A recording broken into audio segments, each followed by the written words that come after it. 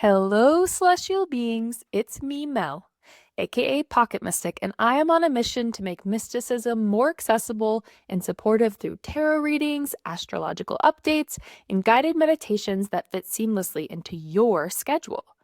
So, today I'm going to be sharing an energetic forecast for October 2025, including the major astrology to be aware of and a tarot spread to help us as we move out of the eclipse season and into the transitional season, which already kicked off in September. So, the eclipse portal doesn't fully close until the full moon in Aries on October 6th or 7th, depending on where you are in the world. So, if you're still feeling like you have an eclipse hangover, well, same. And that's totally normal. Now, obviously, it was a really intense period collectively, and depending on where Virgo and Pisces sit in your chart, you may or may not have felt it so intense personally. I did because the eclipse north node and south node are my north node and south node, but I have friends who didn't really feel it on a personal level, and if that was you, good, great. I hope you're well rested as we go into October, and if you were rocked like me, it's okay because I have good news, which is that astrologically, October is a pretty calm month. Now, obviously, we have intense astrology happening, especially in those outer planets, but October is a month of reset. It's a moment to take the lessons we've learned from the eclipse season and integrate them into our lives. There is more pause here than we've had the rest of the year, but it's a pause to recalibrate, to claim your fire, and to go deep. The veil gets thin this month, and we can use that to really help us shake out things that have just felt stuck, like they have deep, deep roots, or to initiate things that have felt seriously roadblocked. That's what our collective tarot pool will help prompt you with. But before we get there, let's get into the astrology of October. So I'm going to go week by week, and starting with October 1st through 6th, it's a great week for clearing out gunk or funkiness or confusion from the past month. It's a great time to purge old obligations and put down whatever you no longer want to carry. On October 1st, we have Mercury squaring Jupiter, and this will amplify our clarity and help expand our views of what's going on in our lives and in the relationships around us. Then on the 3rd, we have the moon waxing into fullness, moving into Pisces, which is all about getting into your inner life and finding out what's still lingering there. Then on the 4th, we have Venus conjoining the South Node in Virgo. And this offers us an opportunity to release perfectionism and how we engage with our relationships. And then on October 6th, we have Mercury, the planet of communication, moving into deep Scorpio.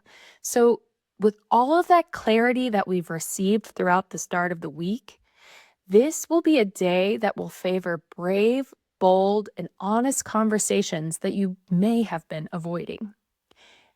And that clarity and those clearing conversations are going to be so helpful as we move into the week of October 7th through 13th, because this week is all about big moves, because we have the big, bold, initiatory full moon in Aries, either really, really late in the evening on the 6th or early in the morning on the 7th.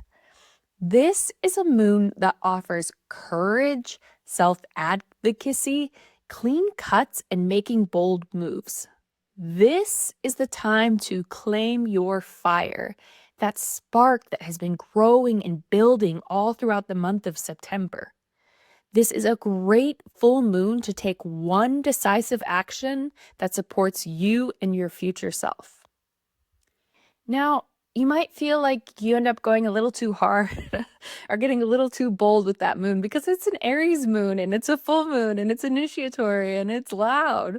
But we do have Venus moving into Libra on October 13th, which can help soften any sharp edges or bring repair to anything that's worth keeping that might have gotten a little muddled during this time of bravery. And Venus rules Libra. It's where Venus feels most at home. And her return into Libra allows you to have a greater grace and diplomacy in your relationships. You also might start to feel a sense of deeper nesting in your home, or even just wanting to bring a makeover into your everyday life so that the aesthetics surrounding you are bringing you more joy. Then in the week of October 14th through the 21st, this will be a week to recalibrate. You've gotten the energy and spark from the full moon and from Venus, and now's time to see what you might want to keep from that, what you might want to repair, and what you picked up that you actually don't like. We have the new moon in Libra, which will help support a restored sense of equilibrium and balance. You'll want to set your new moon intentions around bringing harmony to whichever house Libra sits in your chart. So, for example, Libra is in my 4th house of home and family. I will be focusing my new moon intentions on making sure my home is supportive and looking at where my roots from my family might be helping me or hindering me. And then October 22nd through the 31st, with our new moon intention set, our hearts and routines recalibrated, our fire burning steadily, it's time for us to get deep. We have the sun entering Scorpio on October 22nd, and this is when the veil between the outer world and the inner world, our material world and the spiritual world, gets very thin. It's a time of deeper intimacy, shadow work, and regeneration. Scorpio is known for intensity, and that is because it's a sign that runs deep. Scorpio is a fixed water sign. We know water signs are all about emotional depth and feeling, and then the fixed element makes it stubborn, steadfast, determined, obsessive, possessive. You get the picture here. In traditional astrology, Scorpio was ruled by Mars, which is all about action, baby, action, and bold, and hot-headedness, and moving. And in modern astrology, it's ruled by Pluto, which rules the unseen, the underworld, the shadows. I think you're getting the picture of why Scorpio season brings such intensity and such a thin veil.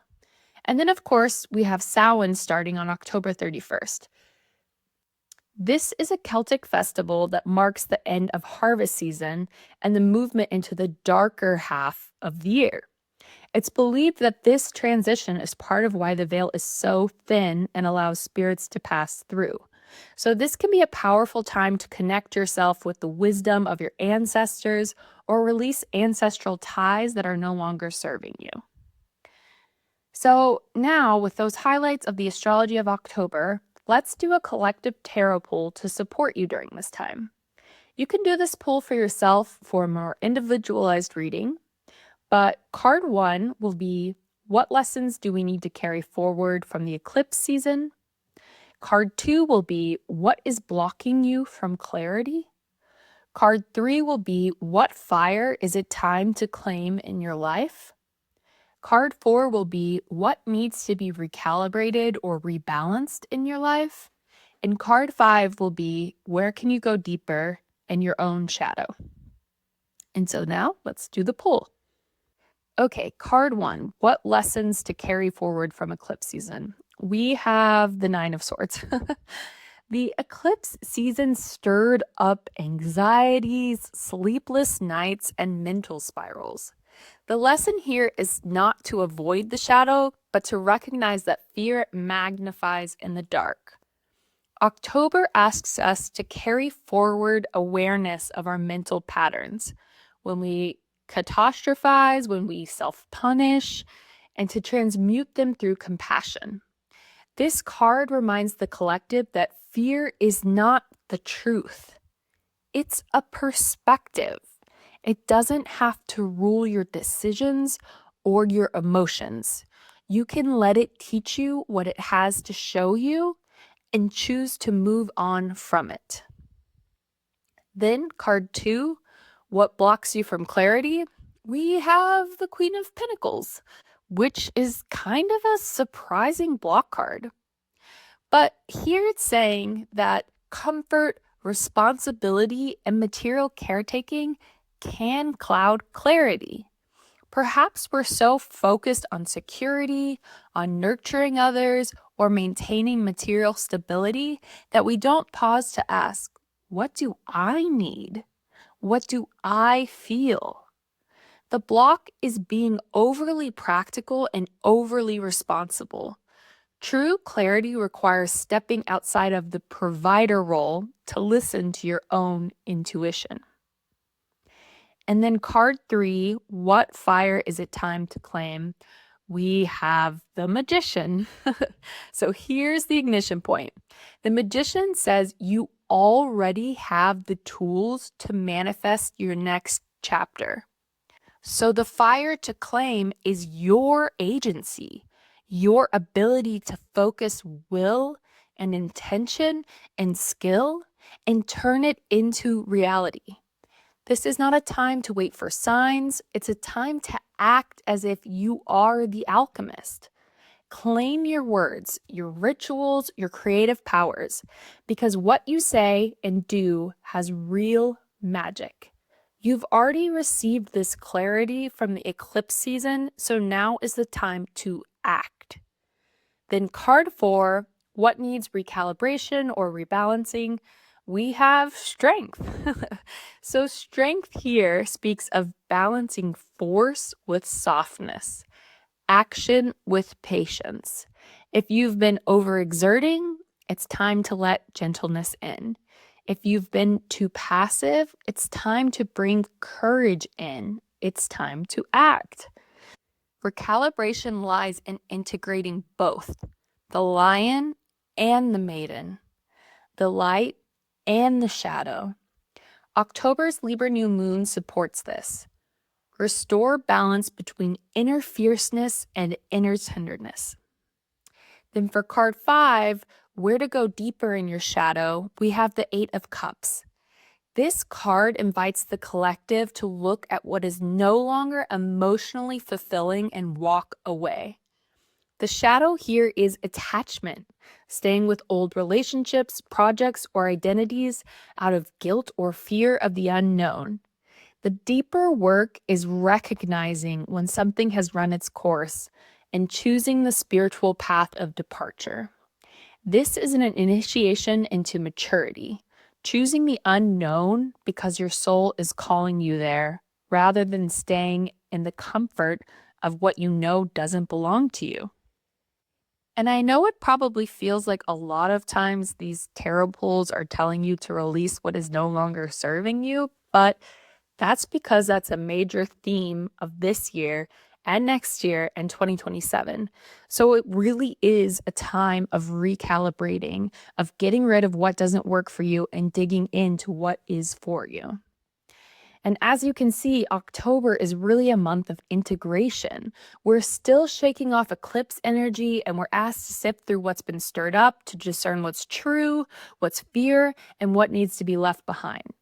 The astrology gives us pauses and pivots, and the tarot reminds us where our personal power lies. The spread says we've been asked to face our fears and to notice how overfunctioning or over-responsibility can block our truth. We are reminded that the spark of creation is already in our hands, but to wield it wisely, we need to balance courage with gentleness. And finally, the shadow work, to know when it's time to walk away from what no longer nourishes our spirit. So together, this month's energy is one of reset and reclamation. The veil is thin, the fire is lit, and the invitation is to step forward bravely, rooted in clarity, compassion, and courage. So my October mantra will be, I alchemize my fears into fuel, my care into clarity, and I walk with courage into the unknown. I hope that you have a great month, and we'll be back here for the November update.